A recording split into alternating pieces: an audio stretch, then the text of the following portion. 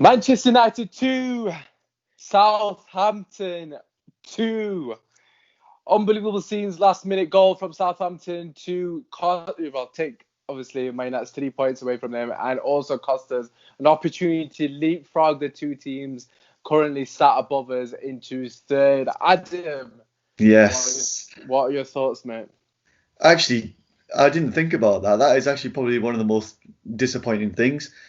I was ready to come on here and say, we've had a shocking game, but we've come away with a win, and that's what the good teams do. But we've lost it at the end, and yeah, what you just said, leapfrogging the other two guys to go third. I was over the moon, obviously after the last game, and I was ready to go third and to message Arsenal fans and Chelsea fans and stuff, and I'm disappointed. I'm really deflated, really, really deflated. I was so happy up until that final minute. I mean, and with Shaw going off as well, I was a bit annoyed about that because I gave him stick last game and I was ready to come on here and say, I'm happy with him and he was potentially going to be man of the match really for me. But he obviously got injured, no fault of his own.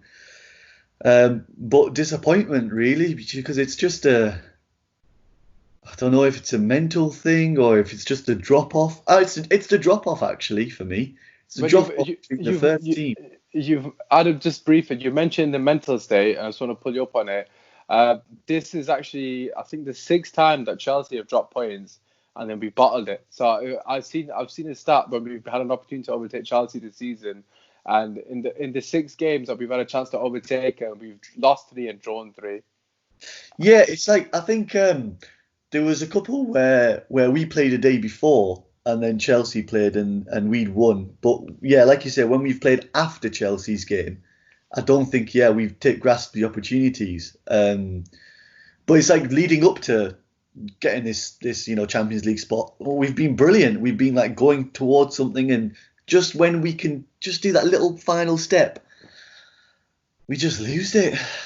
And you don't expect that. Pogba's a bloody World Cup winner. And Bruno, his leadership and stuff, but he was nowhere today again. I think he's tired, to be honest, because I know you love Bruno and I love Bruno as well, but he just looks tired. It's not about loving players. Obviously, if they're quality, you give them, you give them respect for obviously what they do on the pitch. It's nothing to do with like, oh, I've got an affiliation or extra love for him or whatever it may be. But a lot of the players look tired, man. Do you think it was one game too many for too many? Because this is the 5th game they've all started in space of like 10 days, 12 days, whatever it may be. The problem is that I wouldn't even be saying that if for that final minute didn't happen. If the whistle blowed literally a minute earlier, I'd be saying, it doesn't matter that you played the same team, because we can against Crystal Palace. I think we got next. We can change up a little bit. And it's on Thursday, Crystal Palace. Is it Thursday? You're literally 4 days. We've got 3 days rest, 2 days rest.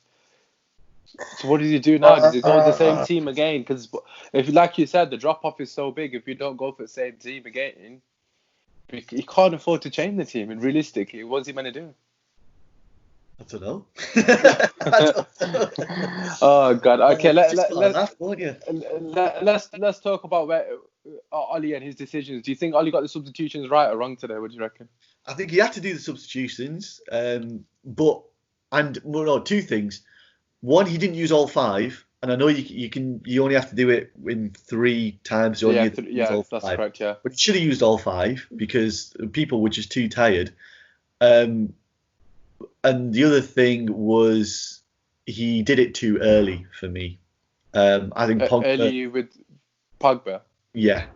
I think Pogba should have been on longer because Fred did nothing. He did absolutely nothing when he came on. Fred's been terrible, man. Honest to God, I just don't think he's offering. It's weird because he was fantastic prior. Now, again, he's not had that much game time, so I suppose that might be the reason. But he's just offering nothing off the bench. Him and Montgomery, I thought they're going to come on and be winning challenges and getting us up the pitch. Yeah. They did. I don't even remember them making a tackle. Same. And even when Fred moved to left back, you think he'd be making like more tackles and stuff. But because I know you with this there, and that was calling for Fred at left back. Well, he did nothing. I wasn't calling for my left back. I'm just saying he might be able to do a job there, but He might be able to. But yeah, no, literally nothing. And it's just, but I keep going back to again. I can't be too annoyed because it's still in our hands. We can still get it because Chelsea have got like Liverpool, haven't they? And then we've got Leicester on the last day, and they've still got Spurs. Yeah. Well, they've got So- Leicester have got Sheffield United next, then Spurs. So hopefully, if we actually win the next 2 games, we should be above them coming the last game. Just Adam. Yeah, just to finish Sheffield off United are on rubbish anyway, so it's Yeah, definitely. Just to finish off, Adam, do you think we'll be able to bounce back against Palace? Yeah, but it will show that depending on what team he puts out is key, and their mentality really. But you'll see how sort of frustrated I am in when we do the next video. Player ratings, in the second. Ratings, yeah. But I think we will bounce back, and the big takeaway is 2 things. We will get top 4. I'm still confident of that. And we need them signings because there's nobody you can put on for. I told you, bro. I told you we need them. We need Sancho, man. Straight up. Let's not bullshit. Anyways, we'll talk about this later. Anyways, drop a like, subscribe. Adam, thank you very much for your time. We'll catch you in a second on Play Rates. No worries. Thank you, dude. Peace.